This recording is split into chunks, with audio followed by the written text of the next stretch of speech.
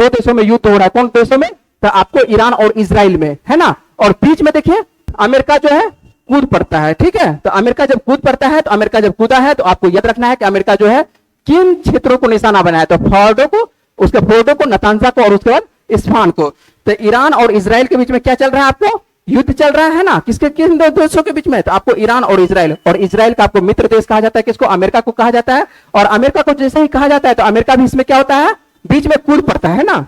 और जैसे ही कूद पड़ता है, तो यहां पर कह सकते हैं अमेरिका के द्वारा B-2 बॉम्बर्स के द्वारा 3 ईरानी परमाणु स्थलों पर कह सकते हैं कि जैसे कि फोर्डो, नतांजा और इस्फहान को क्या करता है? एक तरह से हमला किया जाता है। और किस ऑपरेशन के द्वारा? आपको ध्यान रखना है, ऑपरेशन आपको पूछा जाएगा। तो ऑपरेशन कौन सा है? तो ऑपरेशन आपको मिडनाइट हैमर है।